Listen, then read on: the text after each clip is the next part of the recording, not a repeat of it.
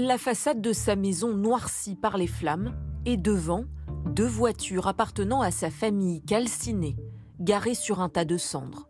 C'est cet incendie criminel commis le 22 mars dernier qui a notamment poussé le maire d'hiver droite de Saint-Brévin, Yannick Morez, à démissionner. J'ai pris cette décision pour des raisons personnelles, notamment suite à l'incendie criminel perpétré à mon domicile et au manque de soutien de l'État, et après une longue réflexion menée avec ma famille. Dans cette commune de Loire-Atlantique, le projet de déménagement à côté d'une école maternelle d'un CADA, centre d'accueil de demandeurs d'asile, suscite de vives tensions.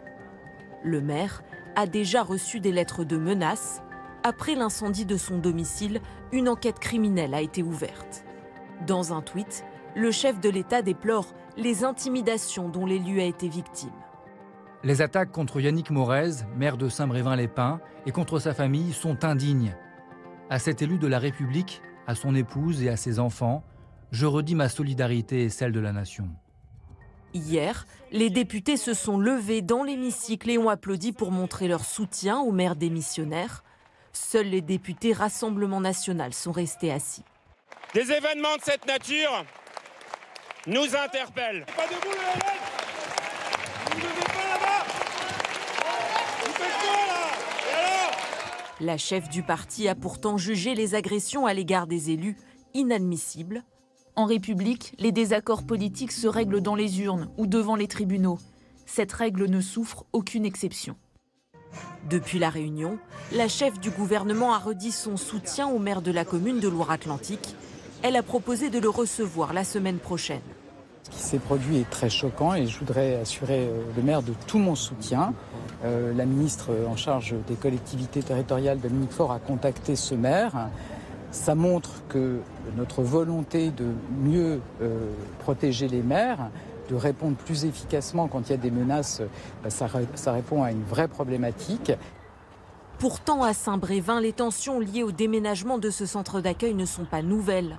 La commune a été le théâtre de plusieurs rassemblements. Fin avril notamment, se tient une manifestation devant l'hôtel de ville pour protester contre le projet.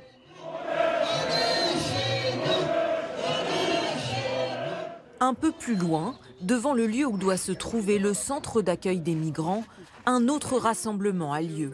Le président du collectif des Brévinois attentifs et solidaires nous explique qu'ils sont venus poser une première pierre devant le site. C'est purement symbolique pour montrer que on est là et que on est entouré par pas mal d'organisations qui nous supportent pour maintenir en fait un accueil fraternel à Saint-Brévin des réfugiés de toutes sortes. Mais dans le centre de la commune, des organisations d'extrême droite sont présentes ce jour-là. Parmi elles, le GUD, Division Martel ou encore Jeunesse Angevine. En début d'après-midi, la manifestation finit par dégénérer. Le vice-président des maires de France l'assure, il avait déjà tiré la sonnette d'alarme à plusieurs reprises. Cela fait des années que nous alertons sur les violences subies par les élus. Cela fait des mois que nous alertons sur les manifestations d'extrême droite contre les centres d'accueil pour les demandeurs d'asile.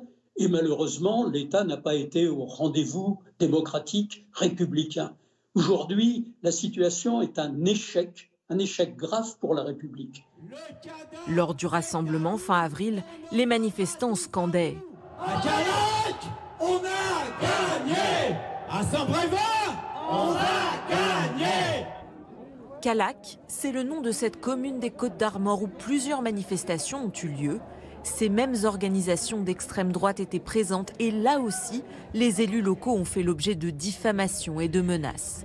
Le projet d'accueil de personnes ayant obtenu le statut de réfugié avait finalement été abandonné en janvier dernier.